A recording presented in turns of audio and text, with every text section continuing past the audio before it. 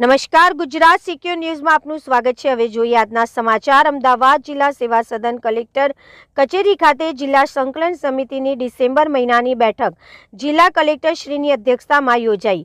ધોળકા વિધાનસભાના વિવિધ પ્રશ્નોની કિરીટસિંહ ડાભી દ્વારા રજૂઆત કરી તથા જરૂરી વિકાસ કાર્યોના આયોજન અંગે હકારાત્મક ચર્ચા વિમર્શ સાથે જરૂરી સૂચનો કર્યા, જેમાં સરદાર સરોવર નર્મદા નિગમ વિભાગના અધિકારીઓને ખેતી માટે નર્મદાનું પાણી ઉપલબ્ધ રહે તે માટે તેમજ કેનાલોની નિયમિત સાફ સફાઈ કરવામાં આવે તે અંગે સ્પષ્ટ સૂચનાઓ આપી।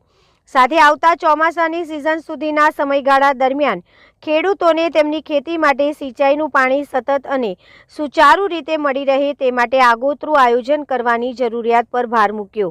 આ ઉપરાંત DLR વિભાગ દ્વારા ખેડૂતોની જમીન માપણી સંબંધિત લાંબા સમયથી પેન્ડિંગ પ્રશ્નોનું ઝડપથી અને અસરકારક રીતે નિરાકરણ લાવવા માટે તાત્કાલિક પગલાં લેવાની સૂચના આપવામાં આવી હતી।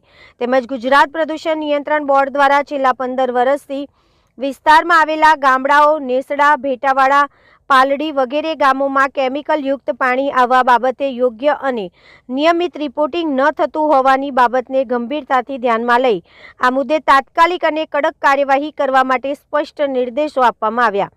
ગુજરાત પ્રદૂષણ નિયંત્રણ બોર્ડ એ આજુબાજુમાં આવેલા ફેક્ટરીઓ દ્વારા છોડવામાં આવતા ગેરકાયદેસર કેમિકલયુક્ત પાણી અંગે નિયમ અનુસાર કોઈપણ પગલાં છેલ્લા 15 દિવસથી લીધા ના હોવાથી તે વિસ્તારના ગામોમાં પ્રદૂષણ અને રોગચાળાની સમસ્યાઓથી સતત મારા પ્રજાજનોને મુશ્કેલી વેઠી રહ્યા છે, જેથી આ બાબતનું સ્પષ્ટ નિરાકરણ લાવવા માટે ઉગ્ર રીતે સૂચના આપવામાં આવેલ છે। આ બેઠકમાં કલેક્ટર શ્રી અમદાવાદ જિલ્લા પોલીસ અધિક્ષક શ્રી સાથી ધારાસભ્ય શ્રી કનુભાઈ પટેલ, કિરીટસિંહ ડાભી, શ્રી બાબુભાઈ પટેલ, શ્રી હાર્દિકભાઈ પટેલ તેમજ વિવિધ વિભાગના અધિકારીઓ ઉપસ્થિત રહ્યા હતા।